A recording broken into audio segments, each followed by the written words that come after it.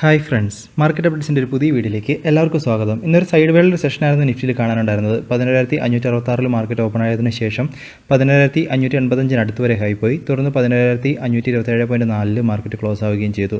Bharati Infratel, Grasim, Titan, UPL, Wipro ഇവരായിരുന്നു നിഫ്റ്റിയിലെ top പെർഫോമറായിട്ട് നിന്നിട്ടുണ്ടായിരുന്നത്. അതുപോലെ തന്നെ സെക്ടർ വൈസ് മാർക്കറ്റിലേക്ക് വരുമ്പോൾ IT സെക്ടറായിരുന്നു ടോപ്പ് പെർഫോമർ. അതുപോലെ തന്നെ ബാങ്കിങ് സെക്ടറുകളായിരുന്നു ഇന്ന് ഡൗണിലേക്ക് പോയിട്ടുണ്ടായിരുന്നത് മെയിനായിട്ട്. ഇനി അതുപോലെ തന്നെ നിഫ്റ്റിയുടെ ഒരു ഡെയിലി ചാർട്ടിലേക്ക് നോക്കുകയാണെങ്കിൽ ഒരു ചെറിയൊരു ബിയറിഷ് ക്യാൻഡിലാണ് ഇന്ന് കാണാനുള്ളത്. അതുമാത്രമല്ല, നമ്മൾ ഇതിനു മുമ്പ് പറഞ്ഞ ഒരു ലെവൽ, അതായത് 17,550 തന്നെയാണ് ഇന്ന് ട്രേഡ് എൻഡായിരിക്കുന്നത്, നിഫ്റ്റി എൻഡായിരിക്കുന്നത്. അപ്പോൾ ഒരു കൺസോളിഡേഷൻ മൂഡാണ് കാണുന്നത്. എന്നിരുന്നാലും അടുത്തൊരു ഡയറക്ഷൻ ഇതുവരെ നമുക്ക് മാർക്കറ്റിൽ കിട്ടിയിട്ടില്ല. കാരണം നമുക്കൊരു 17,550 മുകളിലോട്ട് മാർക്കറ്റ് ഒന്ന് ബ്രേക്ക് ചെയ്ത് കഴിഞ്ഞാൽ ഒരുപക്ഷെ നമുക്ക് അടുത്തൊരു അപ് ട്രെൻഡിനുള്ളൊരു കൺഫർമേഷൻ കിട്ടും. ഇനി ഒരു സപ്പോർട്ട് ലെവലായിട്ട് നോക്കുകയാണെങ്കിൽ 17,320 റേഞ്ചുകളിൽ നമുക്കൊരു നല്ല സപ്പോർട്ട് നിലനിൽക്കുന്നുണ്ട്. ഇപ്പോൾ ഒരു അപ് ട്രെൻഡിനുള്ളൊരു കൺഫർമേഷൻ കിട്ടിയാൽ നമുക്ക് അടുത്തൊരു റെസിസ്റ്റൻസ് ലെവലായിട്ട് 17,800 റേഞ്ചുകളാണ് റെസിസ്റ്റൻസ് ലെവലായിട്ടും നിലനിൽക്കുന്നത്. ഇനി അതുപോലെ തന്നെ ബാങ്ക് നിഫ്റ്റിയുടെ ഒരു ചാർട്ടിലേക്ക് നോക്കുകയാണെങ്കിൽ ഇവിടെയും ഒരു ബിയറിഷ് ക്യാൻഡിലാണ് ഇന്ന് കാണാനുള്ളത്. അപ്പോൾ നമുക്കൊരു കൺഫർമേഷൻ ഇല്ല, ഒരു അപ് ട്രെൻഡിനുള്ള കൺഫർമേഷൻ ഇനിയും കിട്ടിയിട്ടില്ല. അപ്പോൾ ഒരു സപ്പോർട്ട് സോണുകളായിട്ട് നോക്കുകയാണെങ്കിൽ 23,180 റേഞ്ചുകളിലാണ് നമുക്കൊരു സപ്പോർട്ട് സോണുകൾ നിൽക്കുന്നത്. അപ്പോൾ 23,200 റേഞ്ചുകൾ നമുക്ക് കൺസിഡർ ചെയ്യാം. അപ്പോൾ ആ ഒരു റേഞ്ചുകളിൽ നമുക്ക് ബാങ്ക് നിഫ്റ്റിയിൽ ഇപ്പോൾ ഒരു സപ്പോർട്ട് നിലനിൽക്കുന്നുണ്ട്. അപ്പോൾ ഈ ഒരു ബിയറിഷ് ട്രെൻഡ് ഇവിടെ ഒരു ഈ റേഞ്ചുകളിൽ തന്നെ നിൽക്കുകയാണെങ്കിൽ അതിനെ തുടർന്ന് നമുക്ക് ഒരുപക്ഷെ ഒരു കൺസോളിഡേഷന് ശേഷം ഒരു അപ് ട്രെൻഡിനുള്ള ചാൻസസ് നിലനിൽക്കുന്നു. അങ്ങനെയാണെങ്കിൽ ഒരു റെസിസ്റ്റൻസ് ലെവലായിട്ട് 25,190 ആ റേഞ്ചുകളിൽ നമുക്ക് ഒരു റെസിസ്റ്റൻസും പ്രതീക്ഷിക്കാം ബാങ്ക് നിഫ്റ്റിയിൽ. ഇനി അടുത്തതായിട്ട് ഗ്ലോബൽ മാർക്കറ്റിലേക്ക് നോക്കുമ്പോൾ US മാർക്കറ്റിൽ ഇന്നലെ നല്ലൊരു ഗെയിൻ ഉണ്ടായിരുന്നു. നാസ്ഡാക്കിൽ 116 പോയിൻറ്റ്സ് ഉയർന്നാണ് ഇന്നലെ നാസ്ഡാക്ക് ഉണ്ടായത്. ഇനി യൂറോപ്യൻ മാർക്കറ്റിലേക്ക് വരുമ്പോൾ എല്ലാം തന്നെ ഒരു പോസിറ്റീവ് മൂഡിലാണ് കാണുന്നത്. അതുപോലെ തന്നെ ഏഷ്യൻ മാർക്കറ്റിലേക്ക് നോക്കുകയാണെങ്കിൽ ഒരു മിക്സഡ് ട്രെൻഡ് ഇപ്പോൾ ഈ ഒരു സമയത്ത് കണ്ടുവരുന്നു. അതായത് SGX നിഫ്റ്റി ഇപ്പം 12 പോയിൻറ്റ്സ് ഡൗണിലാണ് ട്രേഡ് ആയിക്കൊണ്ടിരിക്കുന്നത്. ഇനി അത് അടുത്തതായിട്ട് രൂപയുടെ മൂല്യം നോക്കുകയാണെങ്കിൽ ഡോളറിന് അഗൻസ്റ്റായിട്ട് നല്ലൊരു ലോസാണ് ഇന്ന് ഉണ്ടായത്. 44 പൈസ ഇടിഞ്ഞ് 73.47 ഇന്ന് രൂപയുടെ മൂല്യം ട്രേഡ് ഉണ്ടായിരിക്കുന്നത്. അടുത്തായിട്ട് ഇൻസ്റ്റിറ്റ്യൂഷൻ ആക്ടിവിറ്റിയിലേക്ക് വരുമ്പോൾ FIIൻ്റെ ഭാഗത്തു നിന്ന് ഇന്നലെ ഒരു നെറ്റ് ഇൻവെസ്റ്റ്മെൻ്റ് ആയിരുന്നു ക്യാഷ് മാർക്കറ്റിൽ. അതുപോലെ തന്നെ ഇന്ന് നോക്കുകയാണെങ്കിൽ ഒരു നെറ്റ് ഇൻവെസ്റ്റ്മെൻ്റ് ആണ്, എന്നിരുന്നാലും ഒരു പാർട്ടിസിപ്പേഷൻ കുറഞ്ഞതായിട്ടാണ് കാണുന്നത്. ഒരു 7 കോടിയുടെ ഒരു നെറ്റ് ഇൻവെസ്റ്റ്മെൻ്റ് ആണ്, നെറ്റ് പർച്ചേസ് ആണ് ക്യാഷ് മാർക്കറ്റിൽ ഉണ്ടായിരിക്കുന്നത്. ഇനി അതുപോലെ തന്നെ ഡൊമസ്റ്റിക് ഇൻസ്റ്റിറ്റ്യൂഷൻ്റെ ഭാഗത്തേക്ക് നോക്കുമ്പോൾ അവർ കുറേ കാലങ്ങൾക്ക് ശേഷം ആദ്യമായിട്ട് ഒരു 120 കോടിയുടെ ഒരു നെറ്റ് പർച്ചേസ് ക്യാഷ് മാർക്കറ്റിലുണ്ടായിരിക്കുന്നു. ഇനി അടുത്തായിട്ട് കുറച്ച് സ്റ്റോക്കുകൾ ഒരു 52 വീക്ക് ഹൈയിൽ ട്രേഡ് ആവുന്നുണ്ട്. ഇപ്പോൾ ലാർജ് ക്യാപ്പിൽ നോക്കുകയാണെങ്കിൽ Adani green energy, Jubilant food works, Mahindra, Tata consumers, Vodafone Idea, SBI cards, Adani gas, ഇങ്ങനെ കുറേ സ്റ്റോക്കുകൾ ഒരു 52 വീക്ക് ഹൈയിൽ ട്രേഡ് ആയിക്കൊണ്ടിരിക്കുന്നുണ്ട്. അപ്പോൾ നിങ്ങൾ ഈ ഒരു സ്റ്റോക്കുകളൊന്ന് കൺസിഡർ ചെയ്യുക നിങ്ങളുടെ അനാലിസിസിലേക്ക്. അതുപോലെ തന്നെ കുറച്ച് സ്റ്റോക്കുകളൊന്ന് അനാലിസിസിന് എടുത്തു കഴിഞ്ഞാൽ BHELൻ്റെ ഒരു ചാർട്ട് നോക്കുകയാണെങ്കിൽ നല്ലൊരു ബുള്ളിഷ് ക്യാൻഡിലാണ് കാണാനുള്ളത്. അപ്പോൾ കഴിഞ്ഞ ദിവസം ആ ഒരു സപ്പോർട്ട് സോണുകളിൽ നിന്നൊക്കെ ഇപ്പോൾ വീണ്ടും 2 ദിവസങ്ങളായിട്ടൊരു അപ് ട്രെൻഡ് കാണുന്നുണ്ട്. അപ്പോൾ ഈ ഒരു ട്രെൻഡ് തുടരുകയാണെങ്കിൽ നമുക്കൊരു പക്ഷേ 42 രൂപ 50 പൈസ വരെയുള്ളൊരു റാലി നിലനിൽക്കുന്നുണ്ട്. അപ്പോൾ വരും ദിവസങ്ങളിൽ ഇതൊന്നും ഒന്ന് വാച്ച് ചെയ്യുക. ഒരു 40 രൂപ 25 പൈസയ്ക്ക് മുകളിൽ ഒരു ഓപ്പണിംഗ് ഒക്കെ കൊടുക്കുകയാണെങ്കിൽ തീർച്ചയായിട്ടും ഈ ഒരു ചാർട്ട് നിങ്ങളൊന്ന് അനലൈസ് ചെയ്യുക. ഈ ഒരു സ്റ്റോക്കിനെ നിങ്ങൾക്ക് കൺസിഡർ ചെയ്യാവുന്നതാണ്. ഇനി അതുപോലെ തന്നെ SBI കാർഡ്സിലേക്ക് നോക്കുകയാണെങ്കിലും ഇതിലും നല്ലൊരു ബുള്ളിഷ് ക്യാൻഡിൽസ് ആണ് ഇന്ന് പ്ലോട്ടായിരിക്കുന്നത്. അപ്പോൾ ഒരു ഡോജി പാറ്റേൺ ഇട്ടതിന് ശേഷം ഒരു അപ് ട്രെൻഡിനുള്ളൊരു കൺഫർമേഷൻ നമുക്കിപ്പോൾ കിട്ടിയിട്ടുണ്ട് ഈ ഒരു സ്റ്റോക്കിൽ. അപ്പോൾ ഇപ്പോൾ വരും ദിവസങ്ങളിൽ ഒരു 833 മുകളിൽ ഓപ്പൺ ആവുകയാണെങ്കിൽ നമുക്കൊരു പക്ഷേ ഒരു 850 വരെയുള്ള ഒരു റാലി SBI കാർഡ്സിലും പ്രതീക്ഷിക്കാം. SBI കാർഡ്സും മാത്രമല്ല NIITയുടെ ഒരു ചാർട്ട് നോക്കുകയാണെങ്കിലും ഇതിലും നല്ലൊരു ബുള്ളിഷ് ക്യാൻഡിൽസ് ആണ് ഉണ്ടായിരുന്നത്. കഴിഞ്ഞ 2 ദിവസങ്ങളായിട്ട് നോക്കുകയാണെങ്കിൽ ഒരു ബുള്ളിഷ് ട്രെൻഡ് കണ്ടുവരുന്നു. അപ്പോൾ ഈ ഒരു റാലി തുടരുകയാണെങ്കിൽ നമുക്ക് അടുത്തൊരു റെസിസ്റ്റൻസ് സോണുകളായിട്ട് 141 രൂപ റേഞ്ചിലാണ് ഒരു റെസിസ്റ്റൻസ് സോണുകൾ നിലനിൽക്കുന്നത്. അപ്പോൾ ഇതൊന്ന് വാച്ച് ചെയ്യുക. 130 മുകളിലൊരു ഓപ്പണിംഗ്, ഒരു 129 മുകളിലൊരു ഓപ്പണിംഗ് നമുക്ക് വരും ദിവസങ്ങളിൽ കിട്ടുകയാണെങ്കിൽ തീർച്ചയായിട്ടും നിങ്ങൾക്ക് ഈ ഒരു സ്റ്റോക്കിനെയും കൺസിഡർ ചെയ്യാവുന്നതാണ്.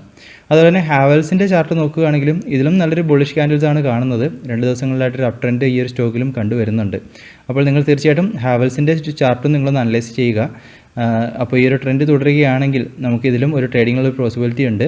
അടുത്തൊരു റെസിസ്റ്റൻസ് സോണുകളായിട്ട് നോക്കുകയാണെങ്കിൽ 668 രൂപയിലാണ് ഒരു റെസിസ്റ്റൻസ് നിലനിൽക്കുന്നത്. അപ്പോൾ വരും ദിവസങ്ങളൊരു 646 മുകളിൽ ഓപ്പണിംഗ് കൊടുക്കുകയാണെങ്കിൽ തീർച്ചയായിട്ടും ഈ ഒരു സ്റ്റോക്കിനെയും നിങ്ങൾക്ക് കൺസിഡർ ചെയ്യാവുന്നതാണ്. ഇനി അതുപോലെ തന്നെ JSW സ്റ്റീലിൻ്റെ അതുപോലെ തന്നെ ടാറ്റ മോട്ടോഴ്സിൻ്റെയും ഇവരുടെ രണ്ടുപേരുടെ ഒരു ഡെയിലി ചാർട്ടിലേക്ക് നോക്കുകയാണെങ്കിൽ രണ്ടിലും ഒരു ഡോജി പാറ്റേൺ ആണ് കാണാനുള്ളത്. അപ്പോൾ ഒരു കൺഫർമേഷൻ നമുക്കില്ല ഈ ഒരു സമയത്ത്. ഒരു അപ് ട്രെൻഡിനുള്ളൊരു കൺഫർമേഷൻ പറയാനായിട്ടില്ല. അതുകൊണ്ട് തന്നെ ഒരു കൺഫർമേഷൻ കിട്ടിയതിന് ശേഷം ഈ ഒരു സ്റ്റോക്കുകളിൽ എൻട്രി കൊടുക്കുന്നതായിരിക്കും നല്ലത്. അപ്പോൾ ഇതൊരു ഡോജി പാറ്റേൺ ആണ്, അതുകൊണ്ട് തന്നെ ഒന്ന് ശ്രദ്ധിക്കുക. അപ്പോൾ ഈ JSW സ്റ്റീൽ നോക്കുകയാണെങ്കിൽ 295 മുകളിലൊരു ഓപ്പണിംഗ് കിട്ടുകയാണെങ്കിൽ നമുക്കൊരു പക്ഷേ ഒരു അപ്ഡേറ്റിനുള്ള കൺഫർമേഷൻ കിട്ടും. അതുപോലെ തന്നെ ടാറ്റ മോട്ടോഴ്സിൻ്റെയും ഡോജി പാറ്റേണിൻ്റെ ഹൈൻ്റെ മുകളിലൊരു ബ്രേക്കൗട്ടുകൾ നടന്നു കഴിഞ്ഞാൽ തീർച്ചയായിട്ടും നിങ്ങൾ ആ സ്റ്റോക്കിനെ ഒന്ന് കൺസിഡർ ചെയ്യാവുന്നതാണ്. ഇതിന് പുറമെ നോക്കുകയാണെങ്കിൽ Biocon, Eicher Motors, Tata consumer products, ഈ ഒരു 3 സ്റ്റോക്കുകളും നിങ്ങളൊന്ന് അനലൈസ് ചെയ്യുക. മൂന്നിലും ഒരു ബുള്ളിഷ് ട്രെൻഡുകളാണ് കണ്ടുവരുന്നത്. അപ്പോൾ നിങ്ങളൊന്ന് അനലൈസ് ചെയ്ത് തീർച്ചയായിട്ടും നിങ്ങൾക്കൊരു പോസിബിലിറ്റീസ് കണ്ടെത്താൻ സാധിക്കുന്നുണ്ടെന്ന് അറിയിക്കുക. ഇനി അടുത്തായിട്ട് പ്രധാനപ്പെട്ട സ്റ്റോക്ക് അപ്ഡേറ്റുകളിലേക്ക് പോകുമ്പോൾ ആദ്യമേ തന്നെ വോഡാഫോൺ ഐഡിയയെ സംബന്ധിച്ചിടത്തോളം 2 അപ്ഡേറ്റുകൾ വന്നിട്ടുണ്ടായിരുന്നു. ആദ്യമേ തന്നെ ഇവർ ഏകദേശം $1.5 ബില്യൺ ഒരു ഫണ്ട് റൈസിംഗ് പ്ലാനുമായിട്ട് മുമ്പോട്ട് വരുന്നു എന്ന രീതിയിലൊരു റിപ്പോർട്ട് ബ്ലൂംബെർഗിൽ വന്നിട്ടുണ്ടായിരുന്നു. അപ്പോൾ ഇതിൽ പറയുന്നതെന്ന് വെച്ച് കഴിഞ്ഞാൽ അവർ ഷെയർ സെയിൽ വഴിയോ അങ്ങനെയായാലും പല വഴികളിലായിട്ട് അവരൊരു ഫണ്ട് റൈസിംഗ് പ്ലാനാണ് ഉദ്ദേശിക്കുന്നത്. അതിനായിട്ട് അവർ ന്യൂയോർക്ക് ബേസ്ഡ് ആയിട്ടുള്ള PJT പാർട്ട്നേഴ്സ് അവരുമായിട്ടൊരു അഡ്വൈസേഴ്സായിട്ട് ഫിക്സ് ചെയ്തിട്ടുണ്ടായിരുന്നു. അപ്പോൾ അവരൊരു സ്റ്റേക്ക് ബൈ ചെയ്യാനും അങ്ങനെ അതുപോലെ തന്നെ പൊട്ടൻഷ്യൽ ആയിട്ടുള്ള ഇൻവെസ്റ്റേഴ്സിനെ കണ്ടെത്താനൊക്കെ ആയിട്ട് ഇവർ ശ്രമിക്കുന്നു എന്ന രീതിയിലുള്ള അപ്ഡേറ്റുകൾ വന്നിട്ടുണ്ടായിരുന്നു. അതുമാത്രമല്ല ആമസോണും അതുപോലെ തന്നെ വെറൈസൺ ഇവർ രണ്ടുപേരും ഏകദേശം $4 ബില്യൺ വോഡാഫോൺ ഐഡിയയിൽ ഇൻവെസ്റ്റ് ചെയ്യാൻ സാധ്യതയുണ്ടെന്നൊരു റിപ്പോർട്ടുകൾ വന്നിട്ടുണ്ടായിരുന്നു. ഇതൊരു മിൻറ്റിൽ വന്ന റിപ്പോർട്ടുകളാണ്. എന്നിരുന്നാലും ഇതിനെ സംബന്ധിച്ചുള്ള ഒരു കൺഫർമേഷൻ നമുക്ക് പറയാൻ ആയിട്ടില്ല. അപ്പോൾ ഈ ഒരു ന്യൂസിനെ നിങ്ങൾ ട്രാക്ക് ചെയ്യുക. അപ്പോൾ ഈ ഒരു ന്യൂസുകളെ തുടർന്നായിരുന്നു വോഡാഫോണിൽ നല്ലൊരു ഗെയിൻ കൊടുത്തിട്ടുണ്ടായിരുന്നത്. അപ്പോൾ ഈ ഒരു ന്യൂസ് കൺഫർമേഷൻ നമുക്ക് ഇനിയില്ല. അതുകൊണ്ട് തന്നെ നിങ്ങൾ ഇതിന് ട്രാക്ക് ചെയ്തൊരു കൺഫർമേഷൻ കിട്ടിക്കഴിഞ്ഞാൽ നമുക്ക് ഒരുപക്ഷെ വോഡാഫോൺ ഐഡിയയിൽ നല്ലൊരു അപ്ഡേറ്റിനുള്ള സാധ്യതകൾ പ്രതീക്ഷിക്കാം. അടുത്തതായിട്ട് ഓഗസ്റ്റ് മന്തിലെ സർവീസ് PMI നോക്കുകയാണെങ്കിൽ അതിലും ഒരു റീബൗണ്ട് വന്നിട്ടുണ്ട്. ജൂലൈ മന്തിൽ 37.2 ആയിരുന്നു. അതിൽ നിന്ന് ഇപ്പോൾ 46 ഉയർന്നിട്ടുണ്ട് സർവീസ് PMI. ഇന്നലെ നമ്മൾ മാനുഫാക്ചറിങ് PMI കണ്ടു. അതുപോലെ തന്നെ സർവീസ് PMIയിലും ഇന്നൊരു ഉയർച്ച വന്നതായിട്ട് ആണ് അപ്ഡേറ്റുകൾ കാണാനുള്ളത്. അടുത്തതായിട്ട് ടാറ്റ പവറിനെ സംബന്ധിച്ചിടത്തോളം ഇവർക്ക് മിനിസ്ട്രി ഓഫ് ഫിനാൻസിൽ നിന്ന് ഏകദേശം 490 കോടി വർത്ത് ചെയ്യുന്ന ഒരു ഓർഡർ വിൻ ചെയ്തു എന്ന രീതിയിൽ അപ്ഡേറ്റുകൾ കൊടുത്തിട്ടുണ്ടായിരുന്നു. അതുപോലെ തന്നെ എഞ്ചിനീയേഴ്സ് ഇന്ത്യയെ സംബന്ധിച്ചിടത്തോളം അവർക്ക് ഗെയിൽ ഇന്ത്യയിൽ നിന്നും ഏകദേശം 448 കോടി വർത്ത് ചെയ്യുന്ന പ്രൊജക്റ്റുകൾ ഓർഡറുകൾ വിൻ ചെയ്തു എന്ന രീതിയിലാണ് അപ്ഡേറ്റുകളിൽ കാണിച്ചിരിക്കുന്നത്. ഇനി അതുപോലെ തന്നെ പവർമെക് പ്രോജക്ട്സ് ഇവരെ സംബന്ധിച്ചിടത്തോളം ഏകദേശം 1311 കോടിയുടെ ഓർഡറുകൾ അവർ വിൻ ചെയ്തിരിക്കുന്നു. അതുമാത്രമല്ല വേറെ 2 ഓർഡറുകളും വിൻ ചെയ്തതായിട്ട് കാണിച്ചിരിക്കുന്നത് 67 കോടിയുടെ ഓർഡറുകൾ അവർക്ക് റെയിൽ വികാസ് നിഗമത്തിൽ നിന്നും വിൻ ചെയ്തു എന്ന രീതിയിലും അപ്ഡേറ്റുകളിൽ കാണിച്ചിരിക്കുന്നു. ഇനി അടുത്തായിട്ട് ഇൻ്റലക്ട് ഡിസൈൻ അറീന ഇവരെ സംബന്ധിച്ചിടത്തോളം ഇവർക്ക് സാംബ ഫിനാൻഷ്യൽ ഗ്രൂപ്പുമായിട്ടൊരു പാർട്ട്ണർഷിപ്പ് അവർ ഒരു ഡിജിറ്റൽ ട്രാൻസ്ഫോർമേഷൻ്റെ ഒരു പാർട്ട്ണർഷിപ്പ് അവർ വിൻ ചെയ്തു എന്ന രീതിയിലും അപ്ഡേറ്റുകളിൽ കൊടുത്തിരിക്കുന്നു. ഇത് ഇവർക്കൊരു പോസിറ്റീവ് ന്യൂസ് ആയിട്ട് നിന്നിട്ടുണ്ടായിരുന്നു. അതുപോലെ തന്നെ TCSനെ സംബന്ധിച്ചിടത്തോളം അവരും ABB ഇൻഫോ സൊല്യൂഷനിൽ നിന്നും ഒരു ഓർഡറുകൾ വിൻ ചെയ്തു എന്ന രീതിയിലാണ് അപ്ഡേറ്റുകളിൽ കൊടുത്തിരിക്കുന്നത്. NBCCയെ സംബന്ധിച്ചിടത്തോളം ഇവർ ഇലക്ഷൻ കമ്മീഷൻ ഓഫ് ഇന്ത്യയായിട്ട് ഒരു ധാരണാപത്രം ഒപ്പിട്ടിട്ടുണ്ടായിരുന്നു. ഇലക്ഷൻ കമ്മീഷൻ ഓഫീസിൻ്റെ ഒരു കൺസ്ട്രക്ഷനൊക്കെ ആയിട്ട് ഏകദേശം 150 കോടിയുടെ ഒരു പ്രൊജക്റ്റ് എന്നാണ് അപ്ഡേറ്റുകളിൽ കാണാനുള്ളത്. ഇനി അടുത്തായിട്ട് ഏവിയേഷൻ സ്റ്റോക്കുകളെ സംബന്ധിച്ചിടത്തോളം അവർക്കൊരു ഗുഡ് ന്യൂസ് ഉണ്ടായിരുന്നു. ഇന്ന് ഏവിയേഷൻ മിനിസ്ട്രിയുടെ ഭാഗത്തു നിന്നും ഒരു അപ്ഡേറ്റുകൾ വന്നിട്ടുണ്ടായിരുന്നു. അതായത് ഇപ്പോഴുള്ളൊരു ഫ്ലൈറ്റ് കപ്പാസിറ്റി അതായത് 45% നിന്നും 60% ഉയർത്തും എന്ന രീതിയിലൊരു അപ്ഡേറ്റുകൾ കൊടുത്തിട്ടുണ്ടായിരുന്നു. അതിനുള്ളൊരു തീരുമാനമായി എന്ന രീതിയിലാണ് അപ്ഡേറ്റുകൾ കൊടുത്തിരിക്കുന്നത്. തുടർന്ന് ഇന്ന് ഇൻഡിഗോയും സ്പൈസ് ജെറ്റും നല്ലൊരു അപ് ട്രെൻഡിൽ പോയിട്ടുണ്ടായിരുന്നു. ഇനി അടുത്തായിട്ട് കോൾ ഇന്ത്യയുടെ Q1 റിസൾട്ട്സ് നോക്കുകയാണെങ്കിൽ റവന്യൂവിൽ 25% ഡിക്ലൈനും നെറ്റ് പ്രോഫിറ്റിൽ 55% ഡിക്ലൈനുമാണ് ഉണ്ടായിരിക്കുന്നത്. പ്രധാനമായിട്ടും ലോക്ക്ഡൗണിൻ്റെ അതുപോലെ തന്നെ കൊറോണയുടെ ഇമ്പാക്റ്റുകൾ മൂലമുണ്ടായ ഡിമാൻഡിലുള്ള കുറവുകളാണ് ഈ ഒരു ഡിക്ലൈനുള്ള കാരണങ്ങളായിട്ട് അവർ ചൂണ്ടിക്കാണിച്ചിരിക്കുന്നത്. അടുത്തായിട്ട് പേജ് ഇൻഡസ്ട്രീസിൻ്റെ Q1 റിസൾട്ട്സിലേക്ക് നോക്കുമ്പോൾ റവന്യൂവിൽ 66% ഡിക്ലൈൻ ഉണ്ടായിട്ടുണ്ട്. അതുപോലെ തന്നെ 39 കോടിയുടെ ഒരു നെറ്റ് ലോസുമാണ് ഈ ഒരു ക്വാർട്ടറിൽ അവർക്ക് ഉണ്ടായിരിക്കുന്നത്. ഈ ഒരു ക്വാർട്ടർ മുഴുവനായിട്ട് നോക്കുകയാണെങ്കിൽ കൊറോണയുടെ ഇമ്പാക്റ്റുകളാണ് നിലനിന്നത്. അതുമാത്രമല്ല കൊമേഴ്സ് ബിസിനസ്സിൽ അവർക്ക് നല്ലൊരു തിരിച്ചുവരവ് ഉണ്ടായി എന്ന രീതിയിലും അപ്ഡേറ്റുകളിൽ കാണുന്നു. ഈ ഒരു തിരിച്ചുവരവ് ഈ ഒരു ഡിമാൻഡ് ഗ്രോത്ത് എല്ലാം തന്നെ തുടരും എന്ന രീതിയിലുമാണ് അപ്ഡേറ്റുകളിൽ പറഞ്ഞിരിക്കുന്നത്. അടുത്തായിട്ട് ഡിഷ് TVൻ്റെ Q1 റിസൾട്ട്സിലേക്ക് വരുമ്പോൾ റവന്യൂവിൽ 10% ഡിക്ലൈനും നെറ്റ് പ്രോഫിറ്റിൽ 75.9 കോടി ഒരു നെറ്റ് പ്രോഫിറ്റുമാണ് അവർക്ക് ഉണ്ടായിരിക്കുന്നത്.